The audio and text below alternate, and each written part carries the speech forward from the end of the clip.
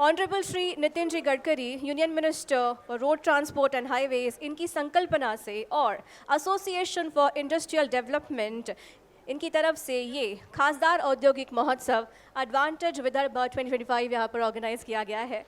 और आज यहाँ पर हमारे साथ एस्टीम्ड गेस्ट मौजूद है और हम शुरुआत करने वाले हैं हमारे पैनल डिस्कशन की। और उसके opening remarks and welcome address के लिए मैं अब माइक हैंड ओवर करना चाहूँगी मिस्टर अशोक गोयल जी को, कन्वेयर स्टील एंड पीएनबी। जोरदार तालियां। सुस्वागतम सुस्वागतम।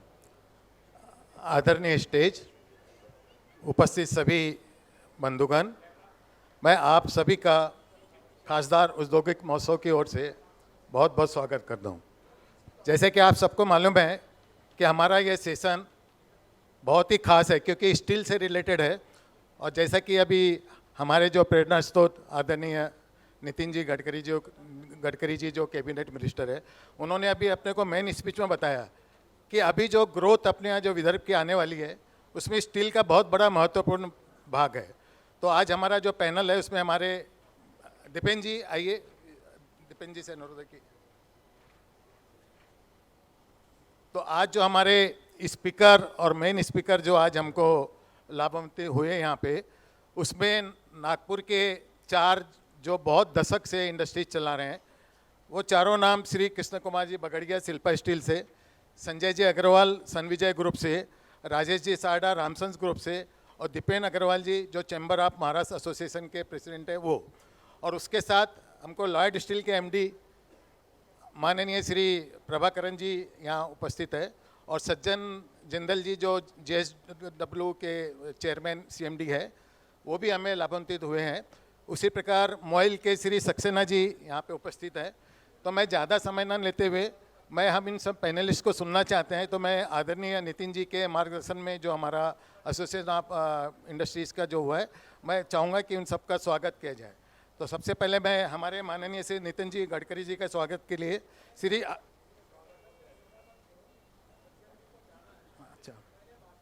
हाँ जी ठीक। तो जैसा आदरणीय नितिन जी का आदेश है, तो मैं स्टेज पे माननीय सज्जन जी जिंदल जी को आमंत्रित करता हूं कि वो हमें मार्गदर्शन करें।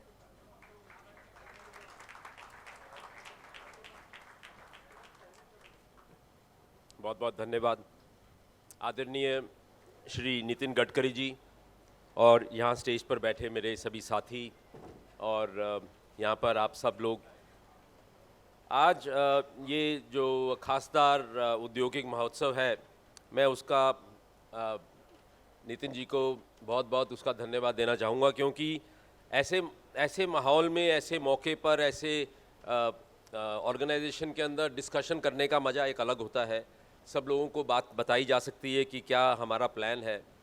तो जैसा आप जानते हैं कि जो सेंट्रल इंडिया है, जिसमें नागपुर, रायपुर, ये जो बेल्ट है, ये पूरी की पूरी स्टील के मामले में बहुत महत्वपूर्ण है। पहले मुझे याद है जब मैं बहुत छोटा था तो मंडी गोविंदगढ़ होती थी पंजाब में, वो एक सेंटर ऑफ स्टील मानी जाती थी। वहाँ पर आज भी वैसे कहते हैं कि वहाँ पर प्राइस जो TMT का प्राइस है वहाँ से अनाउंस होता है और फिर उसके बाद पूरे देश के अंदर वो एक प्राइस डिसाइड होता है। अब रायपुर धीरे धीरे उसको टेक ओवर कर रहा है, लेकिन मैं ये आपको आश्वासन दे सकता हूँ, मैं गारंटी कर सकता हूँ कि अगले 5 से 7 साल में गढ़चिरौली ये प्राइस डिसाइड करेगा। गढ़चिरौली नक्की करेगा कि क्या देश का स्टील का भाव होना चाहिए, क्योंकि गढ़चिरौली का जो क्वालिटी ऑफ आयरन ओर है वो बहुत ही शानदार है। भगवान ने शायद ही कहीं पर ऐसा इतनी हाई क्वालिटी का आयरन ओर दिया होगा पूरे दुनिया के अंदर। बाकी जगह जो आयरन ओर, जैसे ब्राज़ील आयरन ओर बहुत बनाता है या ऑस्ट्रेलिया बनाता है, वो लोग उस आयरन ओर को निकाल कर उसको प्रोसेस करते हैं, उसके अंदर से गैंग मटेरियल को बाहर निकाल कर उसकी क्वालिटी को 64-65 बनाते हैं और फिर वो माल को दूसरे देशों में एक्सपोर्ट करते हैं। यहाँ पर भगवान का दिया हुआ iron ore as it is 64-65 है। Am I right? तो इतना हाई क्वालिटी का आयरन ओर मिलने से हमारे कई फ़ायदे हैं। मैं नितिन भैया को बता रहा था कि कोयले की मात्रा जो है वो 30% कम हो जाती है। कोकिंग कोल जो हमारे देश में नहीं है या बहुत कम है, हमको इंपोर्ट करना पड़ता है। तो वो 30% कम लगता है अगर हाई क्वालिटी का आयरन ओर हो। फॉर एग्जांपल जो हमारा बड़ा स्टील प्लांट वो कर्नाटक के अंदर है, तो वहाँ पर आयरन ओर की क्वालिटी है 54 ग्रेड, यहाँ पर है 64 ग्रेड। तो वो मतलब दिन और आसमान का, रात और दिन का फ़र्क है, इतना फ़र्क है।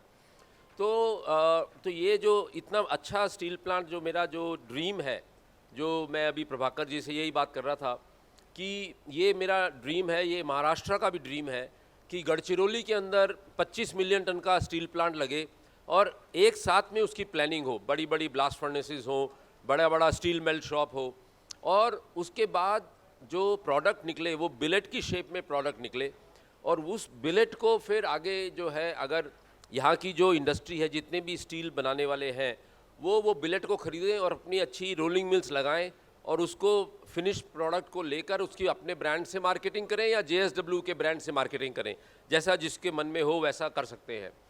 तो ऐसा मेरा मानना है, जिससे कि हम सब जुड़कर काम करें और सबकी बहुत तेज़ी से तरक्की हो, पूरे देश में तरक्की हो, क्योंकि काम करने की कोई कमी नहीं है। हम लोग बहुत ही लकी हैं, क्योंकि हम एक ऐसे समय में इस देश के अंदर हम इंडस्ट्री लगा रहे हैं, काम बढ़ा रहे हैं, जब हमारे पास नितिन गडकरी जी जैसे एक बहुत ही जो पॉजिटिव सोच वाले इंसान हैं, जो हर चीज़ को बहुत पॉजिटिव सोचते हैं। मैं क्योंकि वो यहाँ बैठे हैं इसलिए मैं बोल रहा हूँ, ऐसी बात नहीं है, ये एक फैक्ट है, आप सब मेरे से ज़्यादा उनको जानते हैं। तो उनको हर चीज़ को बोलते हैं कि मैं सड़क यहाँ से वहाँ तक बना दूँगा, मैं ये कर दूँगा, और वो करके दिखाते हैं। तो ऐसे ही हम लोग स्टील को कितना भी कंज्यूम कर सकते हैं। आप देखिए, चाइना करीब करीब 1 बिलियन टन स्टील कंज्यूम कर रहा है। तो हमारा देश चाइना जितना ही हमारी पॉपुलेशन है, उतना बड़ा एरिया नहीं भी है, तो भी करीब करीब उतना ही एरिया है। तो हम लोग भी जो है अपना स्टील जो है, अगर बिलियन टन नहीं होगा तो 500 मिलियन टन तो हमको स्टील कम से कम कंज्यूम करना है। अगले 20 साल में जो हमारे प्रधानमंत्री जी का सपना है कि 2047 तक विकसित भारत बनाना है, तो जो जिसके लिए अब करीब करीब 22-23 साल बचे हैं, तो इस 22-23 साल में जो हमको स्टील, आज हम लोग 150 मिलियन टन पे पहुँचे हैं। जब मैंने अपना पहला स्टील प्लांट लगाया था 94-95 में शुरू किया था लगाना, उस समय देश के अंदर केवल 15 मिलियन टन स्टील की कंजम्पशन थी। आज 15 मिलियन टन 150 मिलियन पे पहुंच गया है मेरे आंखों के सामने। और आगे आने वाले समय में मेरे ख्याल से 10 से 15 साल में हम लोग 500 मिलियन टन, 10 साल 15-20 साल में 500 मिलियन टन पे पहुंच जाएंगे। उसके लिए गढ़चिरौली को बहुत ही has to play a very important role, क्योंकि इतना आयरन ओर हमारे देश में, उड़ीसा में है, लेकिन उड़ीसा में क्या है, वो कंट्रोल करते हैं प्रोडक्शन को, क्योंकि वहाँ गवर्नमेंट जो है वो चाहती है प्राइस को बढ़ा के रखना, और वो प्रोडक्शन को कंट्रोल करती है। उससे कोई फ़ायदा नहीं है, देश का बहुत बड़ा नुकसान है, लेकिन ऐसा है, उसका हम कुछ कर नहीं सकते। तो Gadchiroli has to play a very important role. मैं उस दिन CM उड़ीसा को बोल रहा था कि आप नहीं करेंगे तो गढ़चिरौली में हो जाएगा। तो जो पोजीशन आज उड़ीसा की है वो ख़त्म हो जाएगी, क्योंकि महाराष्ट्र एकदम से वो पोजीशन को टेक ओवर कर लेंगे। और प्रभाकरन जी जैसे जो आदमी हैं वो टाइम ही नहीं लगाएंगे, क्योंकि देवेंद्र फडणवीस जी वो उसके पीछे लगे हुए हैं कि तुम बढ़ाओ, काम को और बढ़ाओ, प्रोडक्शन बढ़ाओ। तो इसलिए ये जो है, हम लोग को ज़्यादा प्रोडक्शन करके हम स्टील को बनाएंगे तो ऑटोमेटिकली हमारी तरक्की होगी और हमारा पूरा विदर्भ के अंदर एक बहुत तेज़ी से हम आगे बढ़ पाएंगे। तो मैं चाहता हूं कि आप सब इसके ऊपर ध्यान दें, सोचें कि हमको आगे क्या करना है, आपका क्या रोल होगा, और नितिन गडकरी जी की गाइडेंस में, उनकी लीडरशिप में कैसे हमको विदर्भ को कैसे आगे बढ़ाना है, उसके ऊपर काम करें। बहुत बहुत धन्यवाद।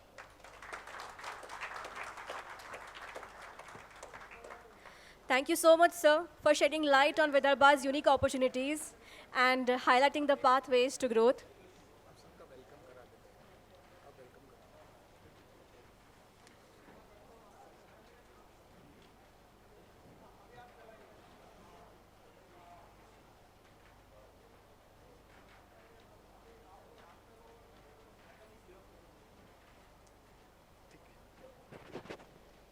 सभी रिस्पेक्टेड डाइस का हम वेलकम, शाब्दिक वेलकम करते हैं। और अभी पैनल डिस्कशन शुरू करते हैं जो स्टील में, जो हमारे साथ आज चारों जो डिग्निटी और प्रभाकरन जी, जो आदरणीय प्रभाकरन जी है, तो मैं मैडम से रिक्वेस्ट करूंगा कि उनको बुला के पैनल डिस्कशन। सो जिस चीज़ के लिए हम यहाँ पर आज आए हैं पैनल डिस्कशन के लिए, इनसाइट्स जानने के लिए, उसकी शुरुआत करते हैं. And as the foundation of industrial revolution and infrastructure development, steel is truly the backbone of progress. So let us dive into this insightful session and unlock the real gateway to growth. For that, I would like to request Mr. Krishna Kumar Bagaria sir, CMD, Shilpa Steel and Power Limited, to come on dais and address us. Please. Already हमारे पास है, हमारे पास गडकरी जी हैं, हमारे पास देवेंद्र बाबू जैसे नेता हैं जिन्होंने नागपुर एवं विदर्भ को इंफ्रास्ट्रक्चर को डेवलपमेंट करने के लिए भरपूर योगदान दिया है, दे रहे हैं और देते रहेंगे. हमारे पास नज़दीक में WCL का कोयला है, कोराड़ी और चंद्रपुर में पावर है, पानी है, और अब गढ़चिरौली का आयरन ओर उपलब्ध होने जा रहा है. इन सबों को मिलाकर नागपुर एवं विदर्भा में स्टील सेक्टर की ग्रोथ किस लेवल तक जाएगी, ये कल्पना करना बहुत मुश्किल है. इन सब के बीच मैं कहना चाहूँगा कि काफ़ी समय से Nagpur transmission tower, wind energy, solar power में लगने वाले सामान बनाने का हब बनता जा रहा है. यहाँ की रोलिंग मिलें हर ग्रेड का, हर साइज का उच्चतम क्वालिटी का स्टील बनाने में समर्थ हो चुकी हैं और समर्थ होने जा रहे हैं. पूरे देश में अपितु पूरे विश्व में यहाँ का ट्रांसमिशन लाइन का सामान, पूरा सामान फास्टनर के साथ में जा रहा है. ऐसे में इस आयरन और गढ़चिरौली की अवेलेबिलिटी से जब यहाँ ब्लास्ट फर्नेसेस लगेगी तो उससे बना हुआ उच्च क्वालिटी का कच्चा माल हमें मिलेगा. कुल मिलाकर स्टील सेक्टर का भविष्य बहुत ऊंचा रहने की उम्मीद मैं करता हूँ. लेकिन इन सब को पाने के लिए यहाँ की सरकार से, देवेंद्र बाबू तो अभी चले गए लेकिन मेरी बात उनके पास पहुँच जाए तो अच्छा है, ईज़ ऑफ डूइंग बिजनेस को बढ़ाने की बहुत ज़रूरत है. नागपुर में हर गवर्नमेंट ऑफिस है, MIDC, MPCB, DIC, MACDCL, DGFT, इनके अधिकारी भी सब सक्षम हैं, पर हर छोटी बड़ी बातों के लिए डिसीशंस यहाँ नहीं होते हैं और इसके लिए हमें मुंबई हर छोटी बड़ी बात के लिए जाना पड़ता है, जो हमारे लिए काफ़ी टाइम कंज्यूमिंग है और इनकन्वीनियंट है. हम सेपरेट विदर्भा की बात तो नहीं करने जा रहे हैं, पर हमारी रिक्वेस्ट है कि उपरोक्त संबंधित डिपार्टमेंट के डिसीजंस यही नागपुर में हो, ऐसा चाहता हूं मैं. इसमें हमें बहुत सहूलियत होगी. इंसेंटिव्स के ऊपर मैं कहना चाहता हूं मैं, शायद मेरे दोस्तों को कुछ सही नहीं लगे तो भी, नई इंडस्ट्री को जो कमज़ोर हैं उनको इंसेंटिव देना चाहिए. अब हम नागपुर में बैकवर्ड नहीं है. अगर कोई इंडस्ट्री एक्सपांसन करना चाहती है तो उसे सस्ते दामों में प्लॉट दें ताकि वो और एक्सपांड कर सके. इलेक्ट्रिसिटी के टैरिफ हमारे नेबरिंग स्टेट्स में बहुत कम है, उसमें हमें और कटौती दें ताकि हम उन लोगों के साथ में कॉम्पीट कर सकें. ये मैं चाहता हूँ. नेबरिंग स्टेट जहाँ पावर टैरिफ हमारी तुलना में बहुत कम है, रिपीट कर रहा हूँ मैं, उससे हम कम्पीट कर सकेंगे. ऐसा होने से कोई भी इंडस्ट्री यहाँ से पलायन करने का नहीं सोचेगी. यहाँ के लोग अच्छे हैं और कोई भी अपने मन से यहाँ छोड़कर जाना नहीं चाहता है. यहाँ धीरे धीरे सब साधन उपलब्ध होते जा रहे हैं, पर हमें इक्वल प्लेइंग फील्ड चाहिए, ऐसी हम अपेक्षा करते हैं. एक और कानून ऐसा है मथाड़ी, जो पूरे महाराष्ट्र में ही है, देश के किसी भाग में भी नहीं. मैं ये नहीं कहता हूँ कि अनप्रोटेक्टेड वर्कर को प्रोटेक्शन नहीं मिलना चाहिए। नहीं, यह रिक्वेस्ट है कि मथाड़ी चार्जेज रेलवे साइडिंग के समयानुसार सही होने चाहिए। एक ही तरह के काम के अलग अलग पार्टियों के अलग अलग मथाड़ी चार्जेज, इसे रेशनलाइजेशन करने की ज़रूरत है, तभी हम अन्य राज्यों के इंडस्ट्रीज के साथ में स्पर्धा कर पाएंगे। एयर कनेक्टिविटी के बारे में अभी थोड़ी देर पहले ही देवेंद्र जी ने बहुत कुछ कहा। मेरी भी इच्छा है, क्योंकि हम लोग एक्सपोर्ट ओरिएंटेड तभी हो सकेंगे जब यहाँ पर एयर कनेक्टिविटी बेटर होगी। हमारे विदेशी ग्राहक आने में यहाँ कतराते हैं, बम्बई, दिल्ली, कलकत्ता में रुक जाते हैं, नागपुर नहीं आना चाहते हैं क्योंकि कनेक्टिविटी कमज़ोर है। आगे भविष्य में हो जाए तो हम सबों के लिए बहुत अच्छा रहेगा। एक स्पेशल रिक्वेस्ट है सर कि एक कमेटी बने जिसमें इंडस्ट्री के रिप्रेजेंटेटिव्स हों, जिसमें संबंधित डिपार्टमेंट के भी अधिकारी हों, जो हमारी समस्याओं को डे टू डे सुने, एटलीस्ट एक महीने में सुने और उसके ऊपर में उसको एड्रेस करके उसके ऊपर में कुछ डिसीशंस हों। ये करने से भी हमें बड़ी मदद मिलेगी। भय के साथ में इंडस्ट्री यहाँ हम लोग लगा रहे हैं, ये नहीं होना चाहिए। सारे डिसीशंस हमारे यही नागपुर में होना चाहिए, ये रिपीट करता हूँ।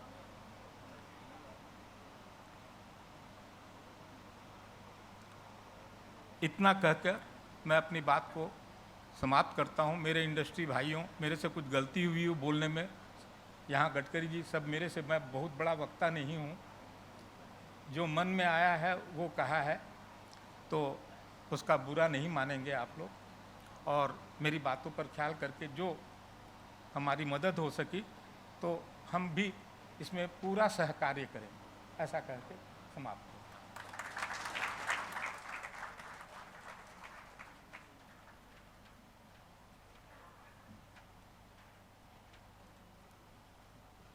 यहाँ बैठे हुए ज़्यादातर लोग स्टील इंडस्ट्री से संबंधित हैं। हम गढ़चिरौली को हमारे देश का स्टील हब बना रहे हैं। जब बेसिक रॉ मटेरियल जो है वो जो आयरन और वहाँ से मिलने के बाद सज्जन जी, प्रभाकरन जी जैसे लोग मिलकर उसका बेसिक स्टील बनाएंगे। यहाँ हमारे मैग्नीज ओर ऑफ इंडिया के एमडी बैठे हैं। अब आपको यहाँ के इंडस्ट्री का जो वॉल्यूम है, ये जो नया एडवांटेज मिला है, कॉस्ट का भी मिला है, अवेलेबिलिटी का मिला है, मटेरियल का। अब पावर का भी प्रश्न है, बाकी सब प्रश्न महत्वपूर्ण है, जो बगाड़ी जी रखे वो महत्वपूर्ण है, पर उसमें से आपकी इंडस्ट्री का आज जो इंडस्ट्री का साइज़ है वो 2 गुना, 3 गुना, 4 गुना, 5 गुना कैसे बढ़ाओगे, इसके लिए अपना सेमिनार है। तो ये जो कितने प्रकार के रॉ मटेरियल बन सकते हैं, कितने अलॉयज बन सकते हैं, कितनी डिमांड है, कहाँ भेज सकते हैं, ये आपका इंटरेस्ट है, आपको पता है। हमारे सबकी अपेक्षा ये है कि प्रभाकरन जी और सज्जन जी से जो हमको मेन सोर्स से जो मटेरियल मिलेगा उसका वैल्यू एडिशन प्रोसेसिंग में करना, जिसकी डिमांड एक्सपोर्ट में है और जिसकी डिमांड डोमेस्टिक मार्केट में है। उसके लिए आपको, मेरे मन में प्रश्न है, संभ्रम है कुछ, कि गढ़चिरौली के आजू बाजू में कुछ इंडस्ट्री डेवलप होगी, कुछ चंद्रपुर ज़िले में होगी, कुछ इंडस्ट्री में वहीं से कुछ रॉ मटेरियल एक्सपोर्ट होगा, पोर्ट में जाएगा। अब ये सब करते समय नागपुर ये भी रोलिंग मिल और स्टील इंडस्ट्रीज़ का एक छोटा हब रहा है। तो ये जो गढ़चिरौली का एडिशनल एडवांटेज हो रहा है रॉ मटेरियल का, इसमें पावर कॉस्ट और आपकी रॉ मटेरियल कॉस्ट और मैग्नीज और स्टील दोनों यहाँ होने के कारण पूरे नेशनल और इंटरनेशनल मार्केट में हम क्वालिटी के साथ कॉम्प्रोमाइज़ न करते हुए कॉस्ट के साथ हम कैसे कॉम्पिटिटिव बने और कौन से किस प्रकार का मटेरियल तैयार करें जिसको हम एक्सपोर्ट कर सकते हैं या डोमेस्टिक मार्केट में बेच सकते हैं, जिसमें वैल्यू एडिशन के कारण हमारा प्रॉफिट बढ़ सकता है, उसका एग्जैक्टली एक रोड मैप आप सब लोगों को बनाना है। ये प्रॉब्लम्स है क्लियरेंसेस के प्रॉब्लम है, एनवायरनमेंट फॉरेस्ट के क्लियर प्रॉब्लम है, पावर का रेट है।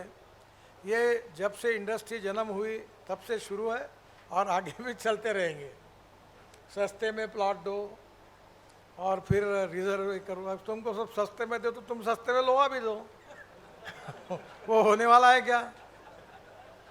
तो ये फुकट में और सस्ते में वगैरह वाली बात अब छोड़ दो। नागपुर का प्रॉब्लम यह है कि यहाँ कोई 50-100 करोड़ के ऊपर इंडस्ट्री नहीं डालता। नागपुर का सबसे बड़ा प्रॉब्लम है कि मेरी आपसे रिक्वेस्ट है कि आप में से 1000 करोड़ की इंडस्ट्री डालने वाले कम से कम 100 लोग तैयार हो। अब सज्जन जिंदल आके करेगा, प्रभाकरन जी आके करेंगे, वो तो ठीक है, बस तुम कब करोगे? तो अब आप लोग इन सिचुएशन का एडवांटेज लेकर आज के इस रोड मैप में आपके मन की संशय कुछ होगा तो कुछ प्रभाकरन जी क्लियर कर सकते हैं। सज्जन जी ने अपने आउटलाइन रखी हुई है, वो जल्दी अपना प्रोडक्शन शुरू करना चाहते हैं। वो अगर आज से 2 साल में क्या करने वाले, 3 साल में क्या करने वाले, उसका अंदाज मिल जाएगा। तो नागपुर में टेक्नोलॉजी में आप कौन सा बदल कर सकते हैं, आप क्या करोगे? मैंने सज्जन जिंदल को कहा अब थर्मल कोल के बजाय हाइड्रोजन पे क्यों नहीं करते? आप फ्यूल में हम हाइड्रोजन को जलाएंगे तो बोले कौन देगा? मतलब मैं देता हूँ। अब प्रॉब्लम यह है कि आपको इन सब के ढूंढने पड़ेंगे और ये ढूंढने के लिए आप लोग कैपेबल हैं। पॉजिटिविटी और हिम्मत के साथ बदलते हुए क्लाइमेट का एडवांटेज लेना और आपने 1000-1000, 2-2000 करोड़ के इंडस्ट्री में जाकर नागपुर में ऐसे 100-200 लोगों ने यूनिट डालना और वो सक्सेसफुल करना, ये एडवांटेज विदर्भ का उद्देश्य है। और इसलिए basically technology point of view ये जो आयन और गढ़चिरौली का सबसे अच्छा है। 65 उन्होंने ग्रेड बताई। अब 65 ग्रेड का आपके पास जब रॉ मटेरियल आएगा तो आपके वैल्यू एडिशन करके उसका रेट ज़्यादा मिलेगा। तो वो कौन सी टेक्नोलॉजी यूज़ करना जिसमें कम पावर लगेगी, कैसे करना, फर्नेस कौन सी डालना, ये आपका प्रश्न है। ये सब बातों का विचार करके एक क्रिस्टल क्लियर ट्रांसपेरेंट विजन आपको मिले और आप में से 100-150 लोग अपने इंडस्ट्री का एक्सपांशन करें। कोई नागपुर में करे, कोई नागपुर ज़िले में करे, कोई चंद्रपुर ज़िले में करे, मूल सावली में करे, कोई गढ़चिरौली में करे। तो ये वैल्यू एडिशन, एक प्रोडक्ट एक का दूसरा, दूसरे का तीसरा। तो ये मेरा आपसे अनुरोध है कि इसका एक रोड मैप ये आप लोगों को प्रभाकरन जी और सज्जन जी जैसे लोगों से मार्गदर्शन लेके बनाना चाहिए। फिर उसके लिए लैंड लगेगी, एनवायरनमेंट क्लियरेंस लगेगी, कैसे जल्दी मिले, लैंड कैसे मिली, पावर कैसे मिलेगी। विदर्भ में क्या है कि मैं जब से अब 40 साल से राजनीति में हूँ, तो नाराज मत होना, मेरी भी आदत खराब है इस पर। पहला काम हमको पावर में सस्ता दो, दूसरा प्लॉट सस्ते में दो, तीसरा इंसेंटिव्स बढ़ा के दो। अब सब करेंगे तो सरकार कैसे चलेगी? तो लोग भी, हम लोग भी होशियार है, राजनीति वाले हर 5 साल में आपको हाँ करेंगे, देखेंगे। तुम भी चक्कर मारते मारते इनके भी, ये मैं इनको 40 साल से जानता हूँ, इनके बाल पक गए। हम भी इनको बोलते हैं कि हम देखते हैं पावर से, पावर क्या सस्ती होगी? वो पावर डूबने की नौबत में आई है पूरे।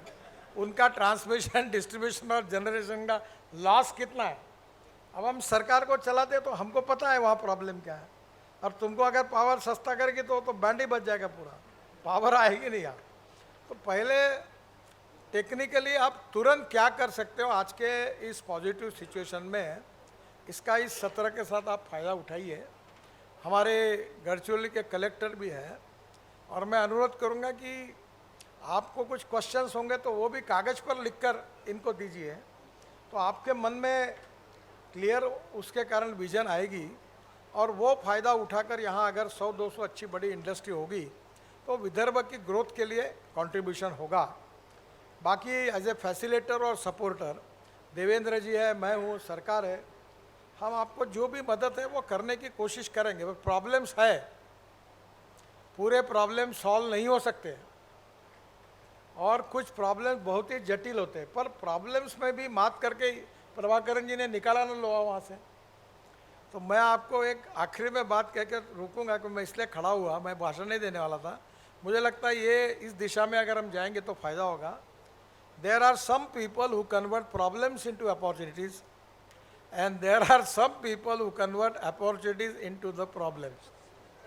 तो अभी आपको प्रॉब्लम्स है, समस्या मत गिनाइए, परिणाम निकाल कर लाइए. जो जो जहाँ जहाँ होगा वह सरकार मदद करेगी. We will try to resolve it.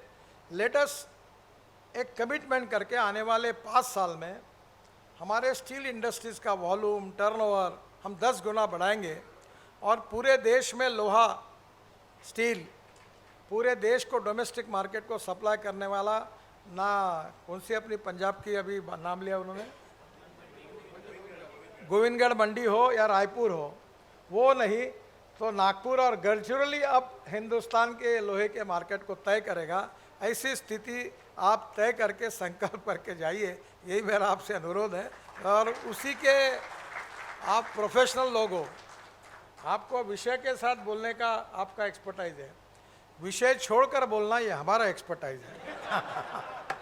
तो हमारे अधिकारों के ऊपर आप अतिक्रमण मत करिए.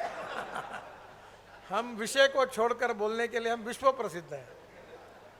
तो ये हमारा, लेकिन आप प्रोफेशनली इस सब्जेक्ट को तोड़कर जो हम भी लोग समझेंगे, बाकी लोग भी समझेंगे, और आवश्यकता होगी तो सवाल भी पूछेंगे. इस दिशा से आप जरूर जाइए, ये मेरा अनुरोध है. Thank you.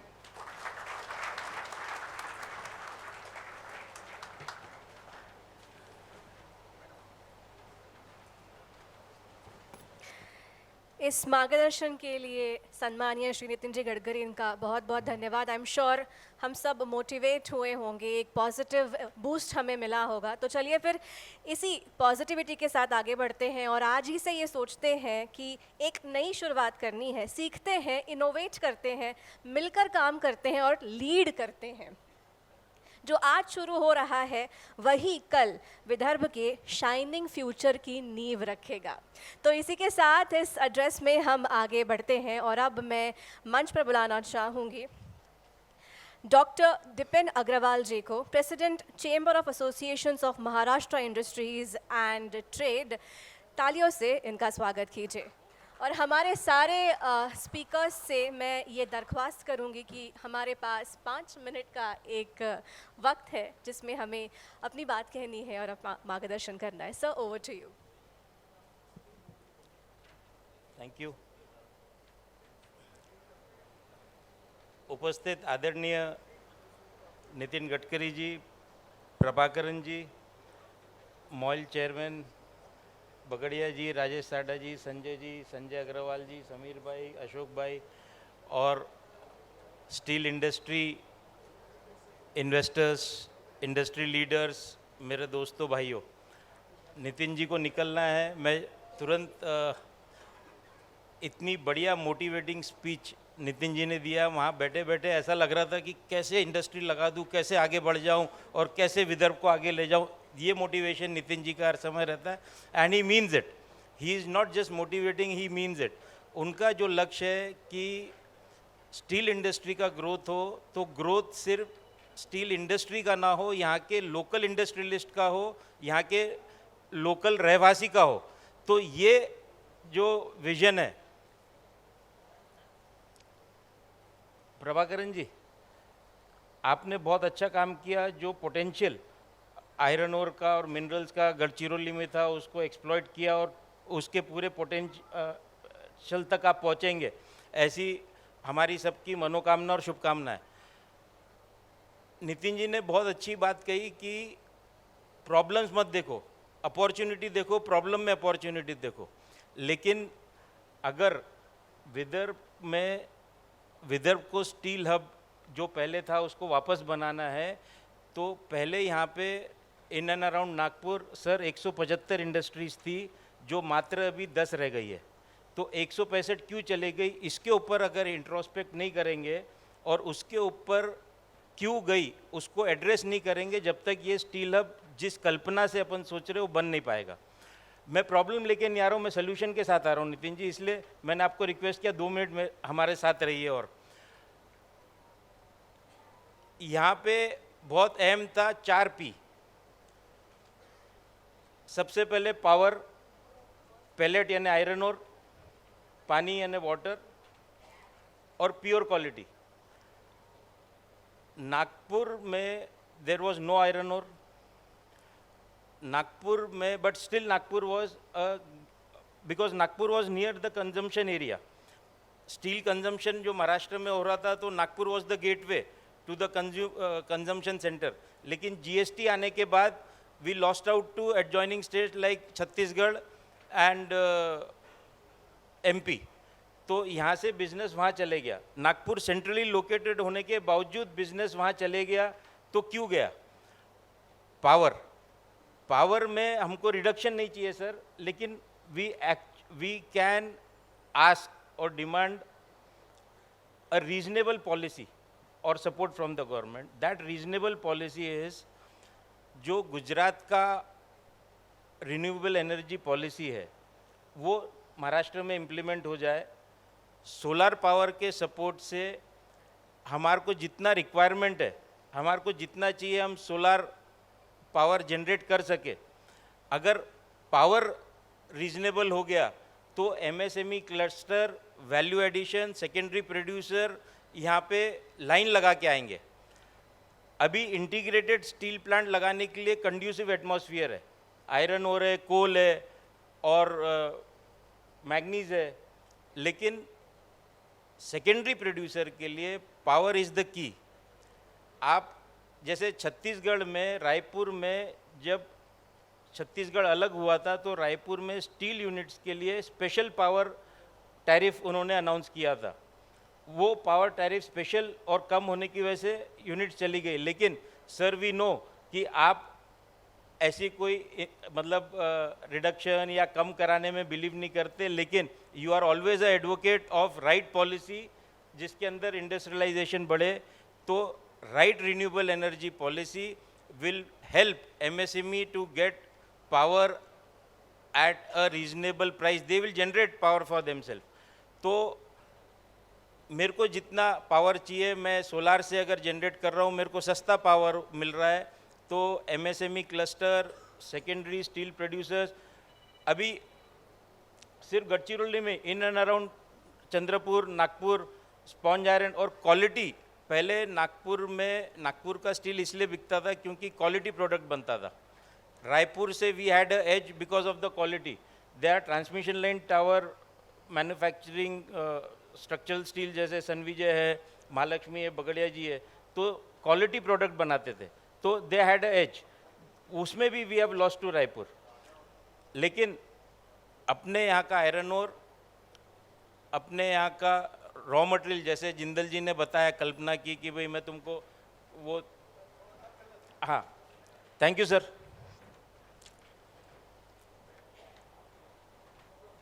A standing ovation for Nitin ji, please.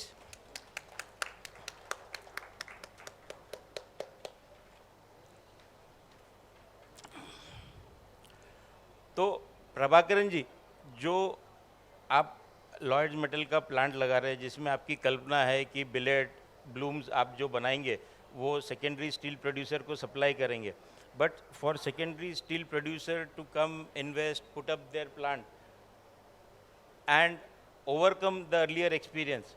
So power is the key factor जिसको एड्रेस नहीं करेंगे तो अपनी कल्पना सरोकार शायद नहीं हो पाएगी। And I am sure with you एड, माय एसोसिएशन कैमिड, VIA एंड स्टील एंड एडवर्क चैम्बर ऑफ विदर, राजेश जी प्रेसिडेंट है, तो we all together can ensure that the policies and the positivity what state government is showing can be inculcated and put on paper, and we get the right thing so that the cluster is developed, the ecosystem is there, and value addition is there.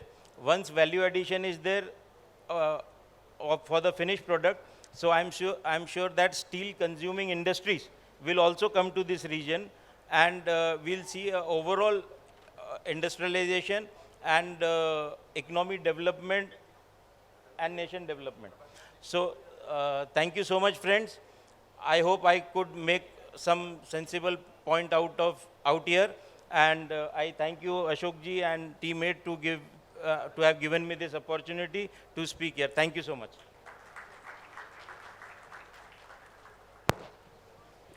Thank you so much, sir. आज हम यहाँ पर एकत्रित हुए हैं जिसके पीछे हमारा एक ही एजेंडा है. Today we are gathered to explore the pivotal role of steel in driving industrial development and economic progress, especially in Vidarbha region. And we are honored to have with us a distinguished panel of experts, including Mr. B. Prabhakaran, MD of Lloyd Metals and Energy Limited, and other thought leaders from the steel industry. For now, I would like to invite Sir on stage for his address. आप सभी से दरख्वास्त है कि sir के लिए तालियां. Respected veterans of our steel industry, respected collector sir and also MD Moil. So let us tell, now we have to develop. अभी सर बोला क्या क्या प्रॉब्लम है, इंडस्ट्री शट हुआ. मैं अब्दुल कलाम का बहुत फैन हूँ because he says dream and work on the dream. You will never sleep, you will achieve what you wanted to achieve. So let us say how Vidarbha, how we can do it. अभी आज हमारा CM is here, Nitin Gadkari sir is there, all the ministers were there. How we can do that magic? कैसा हमारा industry? It is not that I make steel, we all have to make industries and we all have to come up. How we can do this in a very sustainable manner? Let us go back to our basic. हम कैसा basic में अलग हो सकते हैं? अभी sir बोला Raipur, that is Chhattisgarh, Orissa, Jharkhand, they are all mineral producing state. Every mineral which is available in वो state सब explore हो चुका है. होने के बाद 2020 में auction model आया. Auction में कैसा हुआ? कितना बड़ा खदान है तो भी वो एंट्री फी कुछ नहीं है, खाली 10 करोड़ दिया तो भी अनएक्सप्लोर्ड ब्लॉक आपका मिल जाएगा. कौन हाईएस्ट प्रीमियम देते, वो प्रीमियम का बाद अलॉटमेंट होते. दैट मीन्स एवरेज एक कोई भी प्रोडक्ट का cost of production has to be less than the cost of selling. ये बेसिक रूल है. इसमें क्या हुआ? Because of the iron ore shortage all the leases, explored leases of Jharkhand, Chhattisgarh, Orissa, वो पूरा क्या किया? Or everyone was bidding more than 120%, 130%, 140%. कल एक auction हुआ कर्नाटका में 200% डाला. So कोई भी सामान आपका कॉस्ट प्राइस में और 2 गुना करके प्रोडक्ट हम नहीं बना पाएगा. उसका बाद ऑक्शन प्रीमियम देने के बाद हम लोग का पास है इन्वेस्टमेंट कॉस्ट और गवर्नमेंट का रॉयल्टी, मिनरल का रॉयल्टी, वो भी 15% है. ये क्राइसिस का कारण हमारा स्टील बिजनेस अनवायबल हुआ और स्मॉलर स्टील प्लांट शटडाउन भी हो गया. So this is the major problem. Now next biggest problem is our logistic. Even if you wanted to buy a material from Orissa, Jharkhand, Chhattisgarh to bring to Raipur और हमारा Nagpur, cost of transportation देखिए, cheapest है railway. हम लोग के लिए railway का allotment system नहीं है. हम रेक में इंडन करने के बाद we have to wait. Primary industries का है, सेकेंडरी इंडस्ट्री का नहीं है. सपोज एक 50 टन क्लीन कर रहे, आपका 3000 टन 4000 टन महीना में चाहिए. आप कितना भी एनएमडीसी से लेके आना था, आपका ट्रांसपोर्टेशन कॉस्ट और रेक चीपेस्ट है, रेक नहीं मिलेगा. हम रोड में लेके आते. रोड का ट्रांसपोर्टेशन कैसा क्या होगा? वो लोकल कंट्रोल्ड है ट्रांसपोर्टेशन. कुदर भी मिनरल बैकवर्ड एरिया में है, ये लाइवलीहुड है ट्रांसपोर्टेशन. उसका कारण ट्रांसपोर्ट का रेट नॉर्मल रेट से ज़्यादा हो रहे उधर, बिकॉज उसका ऑल्टरनेटिव एम्प्लॉयमेंट चाहिए करके. Cumulation factors of high price of iron ore because of the high bidding auction और हमारा लॉजिस्टिक चैलेंज और हमारा लॉजिस्टिक कॉस्ट, इसका कारण प्रोडक्ट अब कितना भी सेलिंग प्राइस है, we have to globally compete, but हमारा cost of production has went up very high. But everything is changed. Let us look at Gadchiroli. Let us look at Vidarbha. What government is proposing, where we as industries should ask the government is, please give us iron ore at the right price. Lloyds is one of the small mine owner of 300 hectare. There are more than 5,000, 6,000 hectares or potential mining area has been identified. Identify करने के बाद अभी government, अभी हमारा मुख्यमंत्री और बहुत ध्यान करके क्या किया, कंसल्ट किया सब लोग का साथ, कैसा हमारा महाराष्ट्र का, खाली विदर्भ नहीं, कैसा महाराष्ट्र का आगे जाना, कैसा इन्वेस्टमेंट कर सकते, कैसा हमारा एबिटा पॉजिटिव होगा, उसके ध्यान किया हम लोग भी। हमारा 30 साल का एक्सपीरियंस में मेरा इनपुट भी दिया। आई थिंक गवर्नमेंट एक कंसल्टेशन मोड में है। This is a wonderful time हमारा इंडस्ट्रीज में। क्या होगा, अभी गडचिरोली में माल पड़ा है, अभी 5 महीने ऑलरेडी हो चुका है ऑक्शन में। क्या रेट में किया, 110, 120, 130। वो लोग का इंसेंटिव नहीं है शुरू करने के लिए। गडचिरोली में इंफ्रास्ट्रक्चर का अभी आरंभ हुआ, अभी वो 120%, 130% लेके वो इकोनॉमिकल वायबिलिटी नहीं है। वो महीन अभी भी शुरू नहीं हुआ। अभी लॉयड्स आने के बाद 3-4 महीने आया, अभी तक वो नॉट टेक्निकल कैपेबिलिटी नहीं है इतना। Efficient collectors, SP, everyone is there. Economical viability because they bidded at very high premium, उसका कारण कंप्लीटली वो माइन का एक कदम भी, 1% भी काम नहीं हुआ। अभी गवर्नमेंट का पास बहुत माइन्स है। आई थिंक मुख्यमंत्री बहुत कोशिश कर रहे हैं ये कैसा जल्दी का जल्दी ये कॉस्ट ऑफ प्रोडक्शन क्या होगा। It will be 25%। आज का रीजन में 25 to 30% बिना रॉयल्टी नहीं है तो 30-40% के ऊपर cost of production of iron ore नहीं है। सपोज वो आयरन ओर गवर्नमेंट लेके, अभी देखिए एनएमडीसी सर, अभी from SAIL also sir is there, from RINL sir is there, very large plants in वैशाख भी पड़ा है। Viability reason is only because of the cost of iron ore and the non availability of iron ore. Vizag Steel itself is suffering for want of iron ore. How come we small people can survive? So, if Vidarbha में गडचिरोली में कितना iron ore लीजेस है, वो कम से कम हमारा type executing contractors all मिला के जल्दी का जल्दी हम वो प्रोडक्शन निकाल सकते, बिकॉज वो गवर्नमेंट का लीज है। गवर्नमेंट अभी शुरू किया तो automatically very very good quality of iron ore at very affordable price will come. ये 2 पी में 1 पी का वो पैलेट और लंप भी मिलेगा। पैलेट भी जरूरत नहीं है, नेचुरल लंप्स भी मिलते हैं उधर। उसका कारण automatically our cost of raw material for Vidarbha based industries और Maharashtra based industries we should ask allotment. हम नहीं बोल रहा हूँ सब्सिडी, नहीं बोल रहा हूँ, हमका खाली अलॉटमेंट दे दीजिए। मैं मेरा का 5 लाख टन जरूरत है आयरन ओर, हमका 5 लाख अलॉटमेंट दे दीजिए। अलॉटमेंट मिलने के बाद ऑटोमेटिकली आपका रेगुलर सप्लाई है। वो सप्लाई में भी एक बहुत बड़ा एडवांटेज है, बिकॉज इन दिस कॉस्ट क्या हुआ, दूसरा आदमी का cost of production is 180। Suppose 140-150% में बहुत बड़ा बड़ा इंडस्ट्रीज अभी चलाते। आज कितना भी बड़ा स्टील प्लांट है, their average sales of their auction mine is not less than 120-130%। और हमका चाहिए 1.5 टन्स और 1.6 टन्स और 1.7 टन्स ग्रेड का माध्यम से। इधर हमारा कॉस्ट क्या होगा, ओनली 100% एक्चुअल कॉस्ट मटेरियल में मिलेगा। Directly 50 to 60% our input cost on 1 single ton will reduce. Second है हमका चाहिए 1.5 tons, 1.8 tons. That means output cost में देखेगा तो significant input cost of iron ore कम हो जाएगा। Next thing is our transportation systems. अभी हमारा ट्रांसपोर्टेशन सिस्टम में iron ore has to be processed. Gadchiroli has got a very high grade ore, but we should not exhaust the high grade ओर। हम इसका preserve करना 100 साल के लिए, उसके लिए मिनरल प्रोसेसिंग होना चाहिए।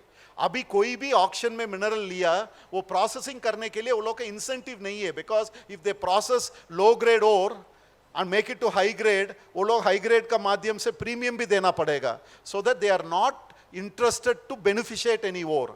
If government is there, government will beneficiate, or we ourselves as an industry can take the ore outside, process it in the mining area itself. What do we want to process? Naturally what Sajan sir told is right. वो 53-54 में उधर ore है, हमारा average है 64. But that is not the major thing. अब induction और electric arc furnace 2 route में हम लोग बनाते।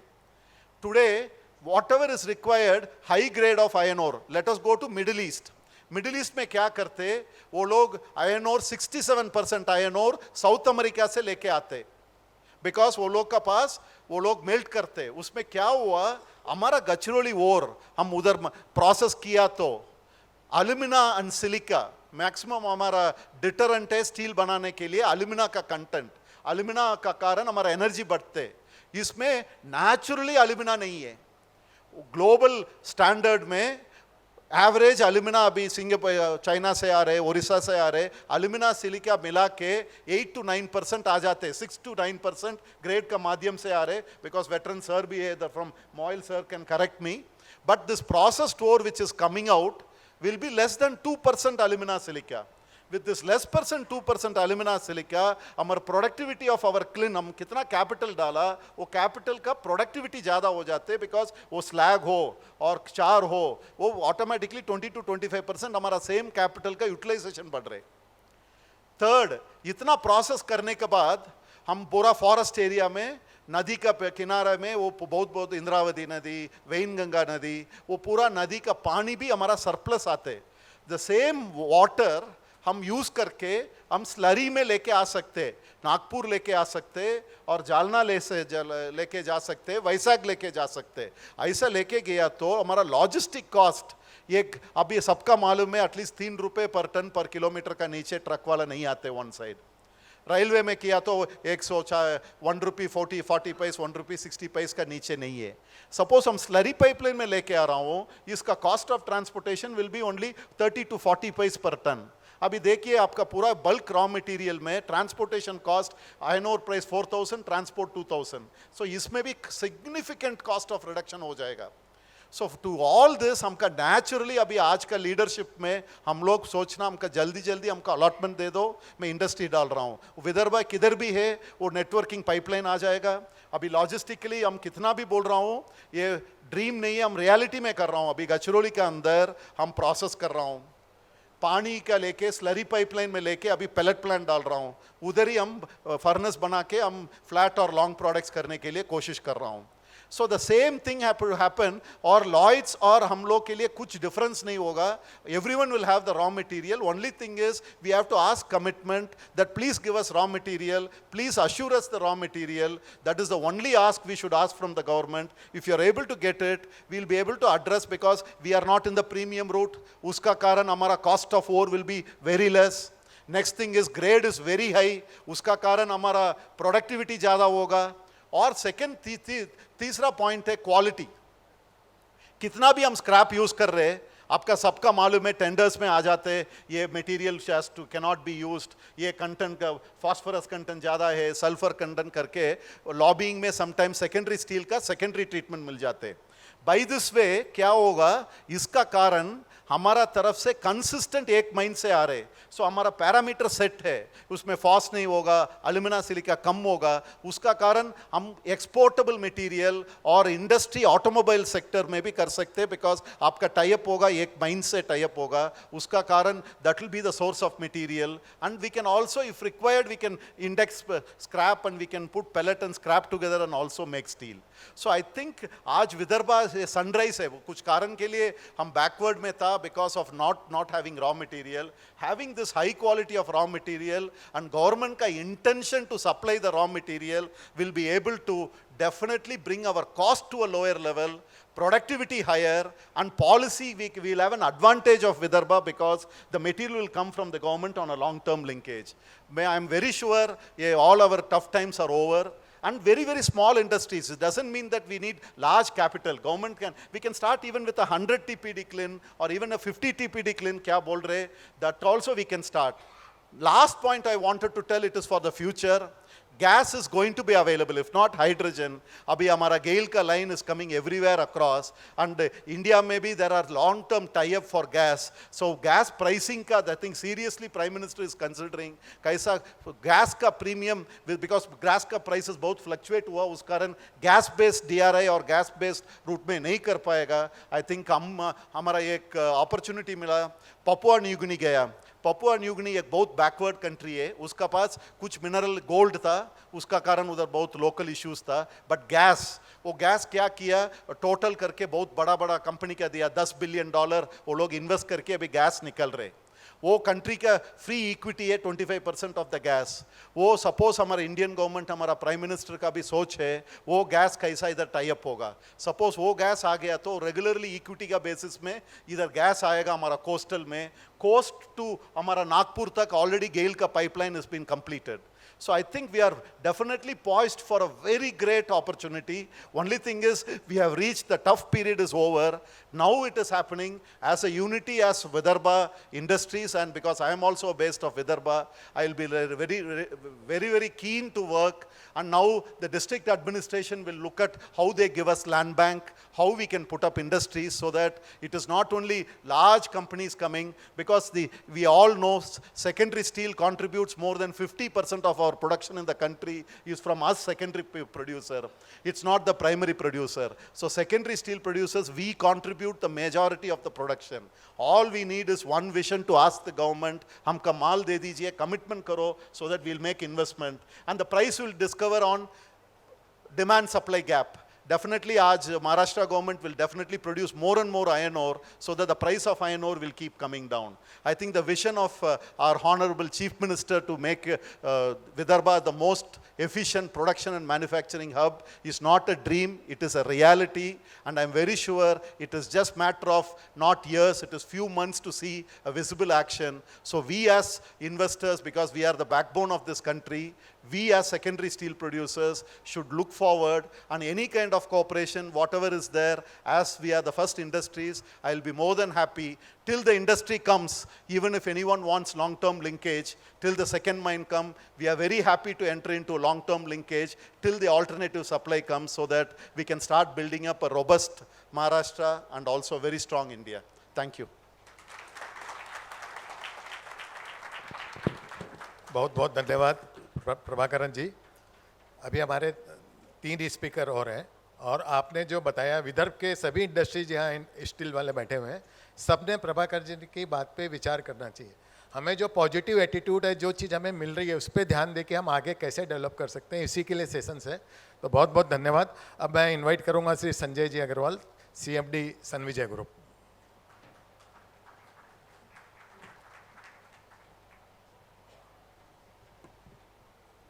नमस्कार, आदरणीय प्रभाकरन जी और मंच पे उपस्थित सभी माननीय अतिथिगण और प्रिय उपस्थितिगण।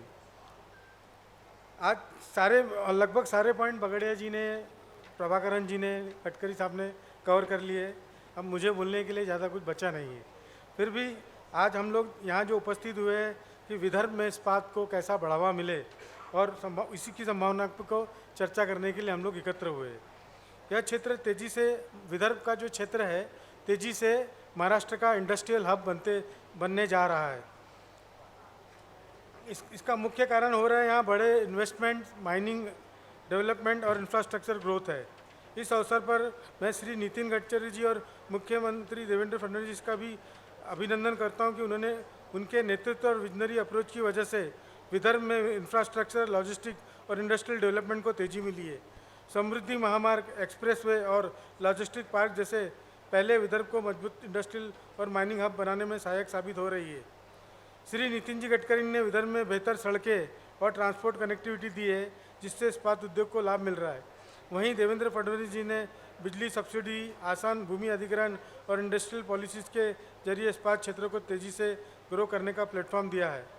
आज विदर्भ में खनन गतिविधि को भी तेज़ी से बढ़ोतरी मिल रही है। गडचिरोली में आयरन और माइनिंग को बढ़ावा दिया जा रहा है और श्री प्रभाकरन जी ने अलॉयड एनर्जी के माध्यम से 20,000 करोड़ का निवेश का ऑलरेडी कमिटमेंट किया है। JSW ग्रुप ने महाराष्ट्र में और विदर्भ में ग्रीन एनर्जी और इलेक्ट्रिकल व्हीकल में 3 लाख करोड़ का इन्वेस्टमेंट का कमिटमेंट दिया है। इन सभी प्रयासों से स्पष्ट है कि विदर्भ में स्टील सेक्टर आने वाले समय में और अधिक तेज़ी से बढ़ेगा।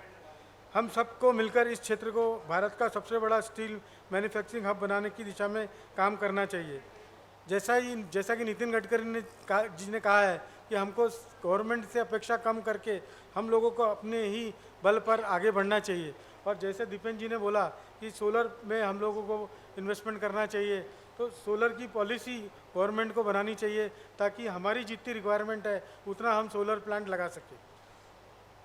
मैं एक बार फिर सबसे का धन्यवाद नितिन जी का, गडकरी जी का, प्रभाकरन जी का करता हूं और सबसे विनती करता हूं कि विदर्भ के ही लोगों को आगे बढ़ के विदर्भ के क्षेत्र में इंडस्ट्री लगाने की कोशिश करना चाहिए। धन्यवाद।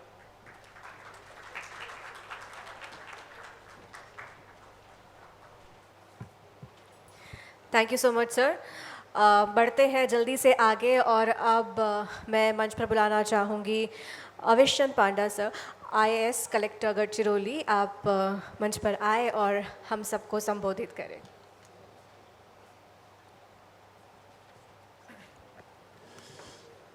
Dignitaries on the dais, industrialists present here, it gives me a great pleasure to put forth the activities that are going on in Gadchiroli on the government front, and what we all are willing to, how we all are willing to facilitate more and more backward linkage and downstream industries, along with some of the infrastructure works that we are coming up with, so that Gadchiroli can actually move forward with the pace with which it is started. Now, for any industry to really set foot, there are primarily four important points that are very important. Number one is security. Number two is infrastructure in the form of land availability, roads, railways, airports. Number three is the presence of natural resources, be it mines and minerals, or be it water. And number four is skilled manpower. Now with Gadchiroli, if we look at the history, it was always blessed with very good water availability, excellent quality of mines. But the other 3 points that I just mentioned, ये वहाँ पे बहुत दिक्कत वाली थी, क्योंकि number one security का issue आपको पता है, वो काफ़ी सालों से उसका इशू था यहाँ पे, लेकिन आज के दिन में अभी लास्ट 4-5 साल से वो इशू पूरा अभी हमारा ख़त्म हो गया है, बहुत ही कम पॉकेट्स में बाकी है. So it is very very secure to come and invest in Gadchiroli. I think that is a very important thing.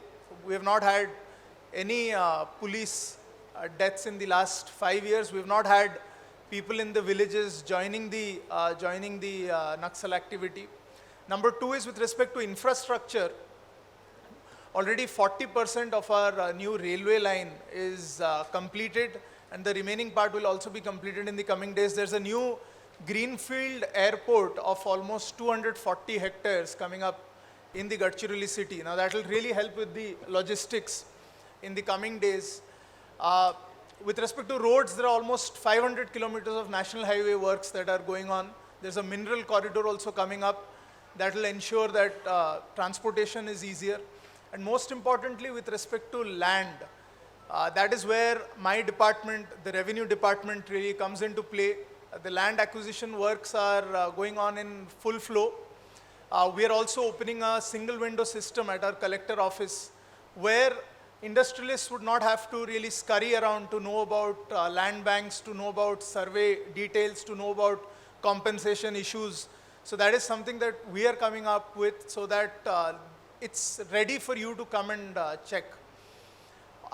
With respect to clearances, there is a Udyog Bhavan that is coming up in Gadchiroli in the next 6 months, where you will be having all the industry verticals, be it MIDC, be it the Pollution Control Board, all under one roof. Because otherwise industrialists have to go here and there. They sometimes have their offices in Chandrapur. So right now we are going to come up with that Udyog Bhavan in Gadchiroli as well. With respect to some of the manpower, I think we can really have a symbiotic relationship, because we have 12 ITIs where students are really interested to take up mining related courses, and even some of the backward linkage industries, for example with respect to fabrication, welding, or some of the downstream industries where we're talking about even something as well as automobile industry, which can come up in the future. So there's a lot of enthusiasm among students who are willing to be skilled and then contribute to the industries that are set up in Gadchiroli. So it'll be a good symbiotic relationship where they'll also get employment. The local people are going to be happy with that, and in turn the industry will also get a good manpower which is locally available. Something that in the coming days will again be quite important is some of the industry related clearances and industry related land availability. For example, we have 5 MIDCs in Gadchiroli presently, where acquisition of up to 1,000 hectares is going on as of now, and another 1200 hectares will be done in the future. Now, when land is available within MIDC area, it really helps the industrialists, because number one is it's much cheaper, much more economic compared to private land. You don't have the issue of dealing with forest clearances. Gadchiroli is a district with 70% forest. That is something that's always a challenge. So we're trying to increase our MIDC land bank as well in our areas, so that it becomes easier for all of you to come and invest and make Gadchiroli the new growth hub of India. So that's all I would like to say in my address. Thank you for the opportunity. Thank you. Jai Hind, Jai Maharashtra. Thank you so much sir. वैसे आज हर address के दौरान एक बात तो ज़रूर समझ में आ रही है कि नॉलेज, विजन और collaboration can turn potential into prosperity. As we gather here with some of the greatest minds in business and in industry, let us remind ourselves of a powerful truth that the best way to predict the future is to create it. So moving forward with the addresses, now I would like to call upon Mr. Ajit Kumar Saxena sir, CMD Moil Limited. Please put your hands together for sir. So good afternoon, everyone.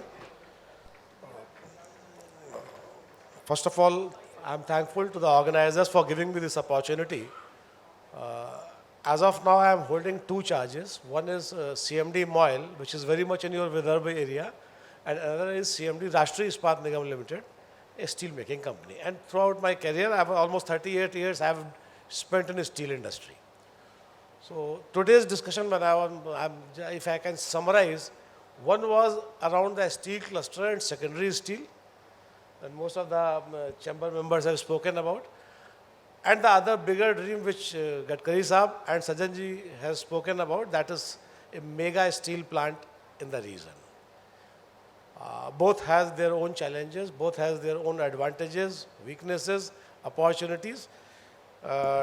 Definitely, as a steel cluster or a steel hub, Nagpur had a very big place, and as it was mentioned by Devenji, that it has lost its shine in last 10 to 15 years. From 165, it has come to 15. But if we talk about the larger picture, the bigger dream which Gadkari Saab has said, which Sajjan ji has said, if you think of a 20 or 25 million ton steel plant, 1 million ton steel plant requires an investment of around 8 to 10,000 crore rupees. So just imagine having 125 million ton steel plant, that means investment of nearly 2 lakh crore rupees in the region. And it is not just 2 lakh crore rupees, because a lot of steel, a lot of infrastructure and so many things. So I think that bigger picture we must look at.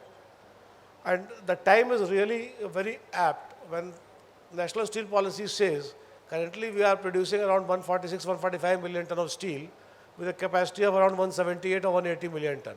And we are planning to go from this position to 300 million ton by the year 2030. So that means almost adding 2/3 of what we have today.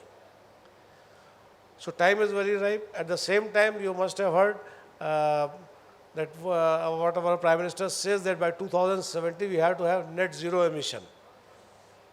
So that way also time is very ripe, because in the steel industry, you cannot choose technology today and change it tomorrow. What you have chosen, it is there almost for 5 to 6 decades. So it is high time, which kind of technology do you choose? Whether you go for the conventional blast furnace BOF method, or you use direct reduction and other method. The ore available here indicates that we should go for direct reduction route. And then comes the power. But as Gadkari Saab has said, everything comes with an opportunity and with challenge. Power, yes, power is required to be at cheaper rate, but then it cannot be demanded. It has to be adjusted, and so all commercial organizations would be producing only the product which is commercially viable. But if you look at the environment side of it, maybe BF, BOF route, yes, is the most productive route, most economical route, but perhaps net zero emission challenges it, and it asks you to think differently and then go for either coal gasification method or DRI EAF method. So this is so the time when Vidarbha, Advantage Vidarbha session is designed, it is really a time when we should think of a bigger picture, a mega steel plant that will bring lot many ancillaries, lot many clusters and lot many secondary steel plant. What Sajjanji has said that 25 million we will produce billets, then you can either do conversion for them or you can do wet leasing or you do your own marketing.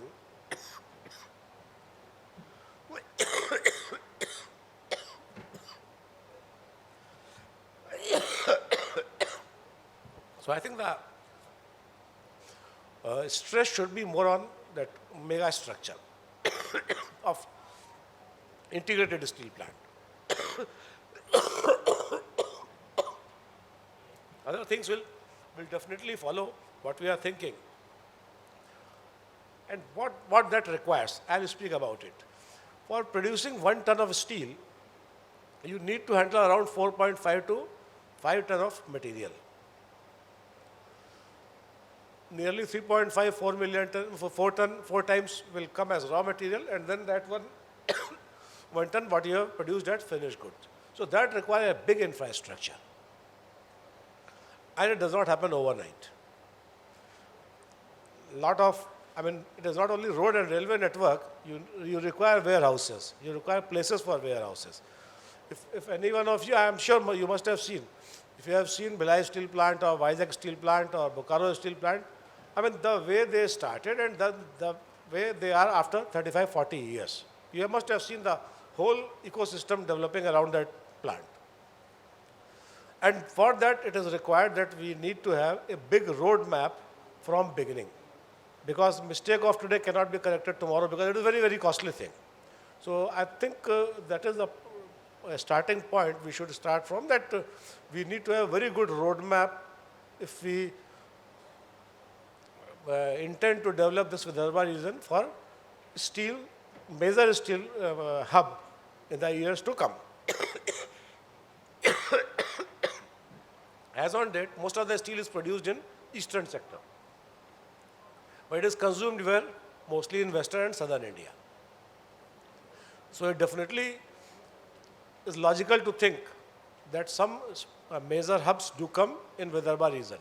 But at the same time, we have to choose the real technology, the technology which makes the product economically and commercially viable. In addition to that, yes, to realize the potential of Vidarbha region, I think we start from mining, and along with that, the concept of major steel plant, and with that, a big roadmap for the facilities and for the infrastructure required for that. Definitely, that roadmap should include sustainable mining and sustainable steel making technology, because zero net emission poses a major threat, and there only you have to choose the right technology. So that's all from my side. Thank you.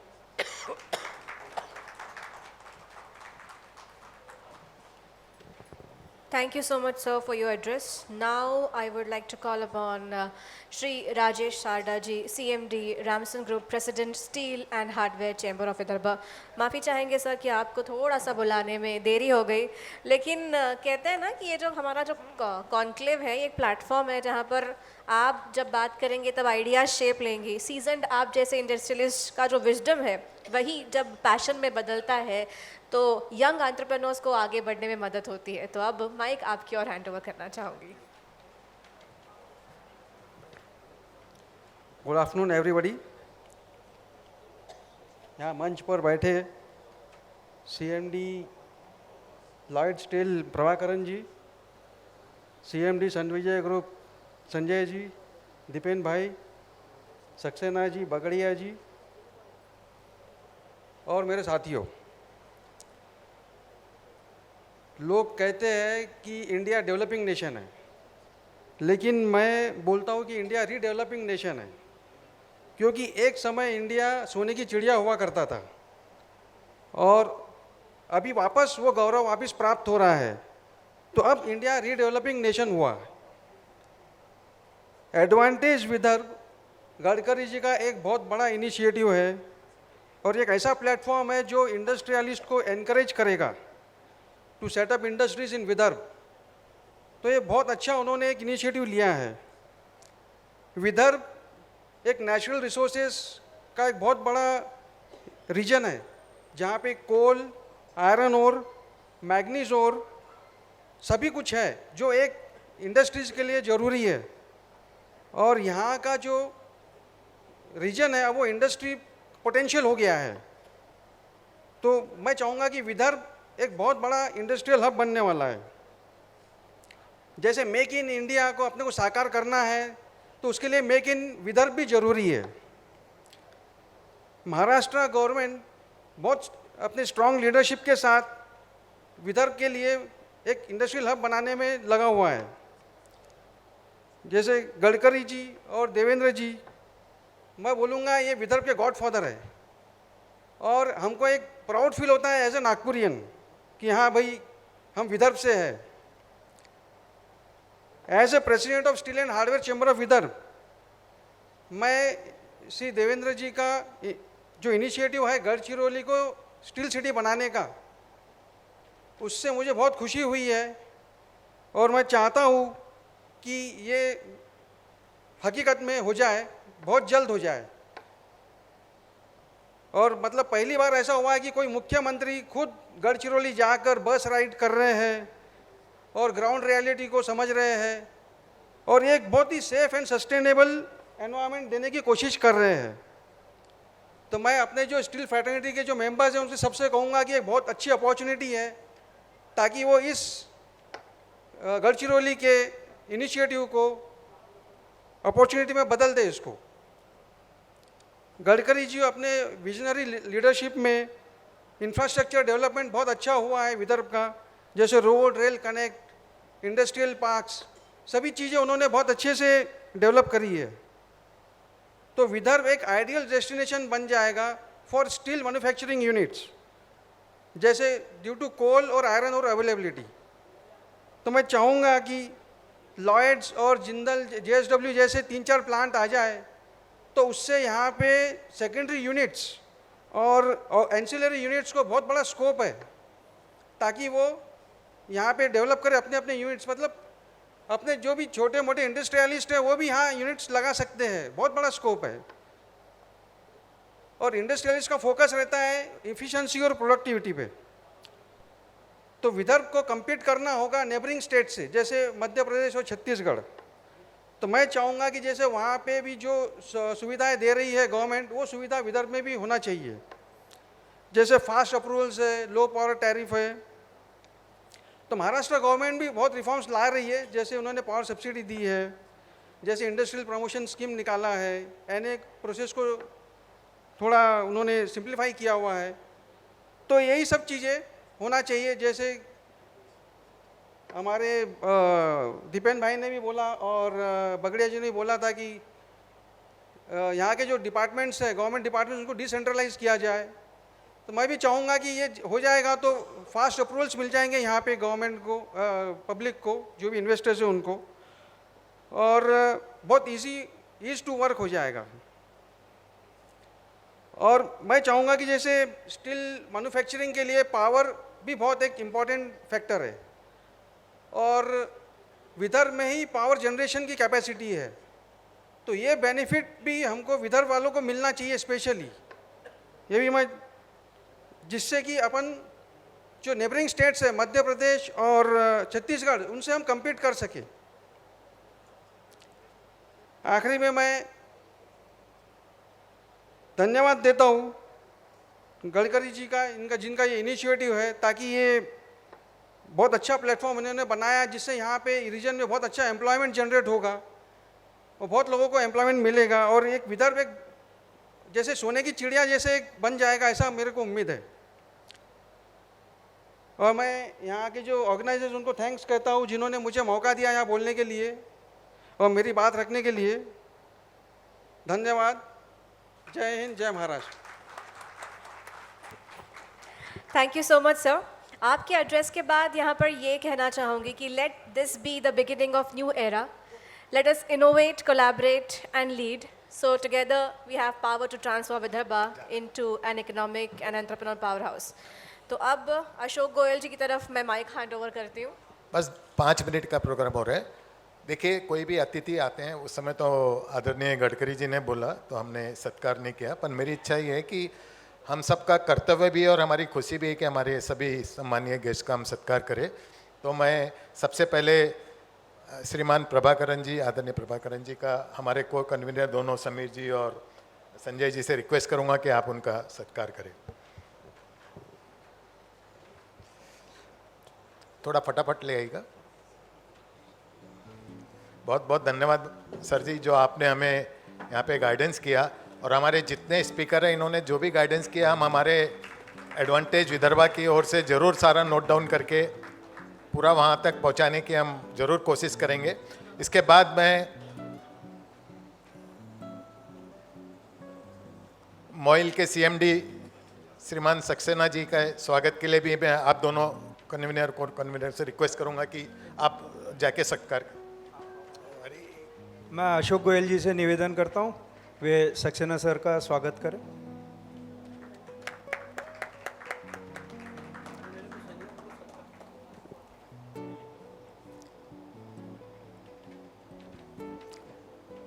धन्यवाद Saxena sir, धन्यवाद अशोक भैया.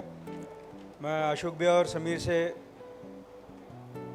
निवेदन करता हूँ वे हमारे distinguished speaker Kishan Kumar Bagadia जी का स्वागत करें.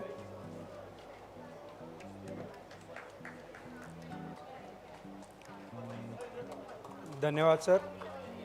इसी क्रम में मैं अशोक भैया और समीर से निवेदन करता हूं वे सनविजय ग्रुप के सीएमडी संजय अग्रवाल जी का स्वागत करें.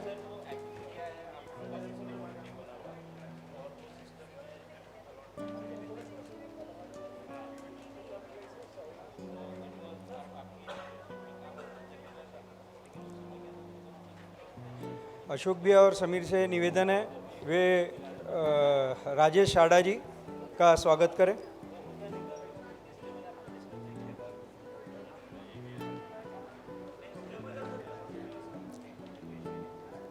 इसी कड़ी में मैं अशोक भैया और समीर से निवेदन करता हूं वे डॉक्टर दीपेन अग्रवाल का सत्कार करें.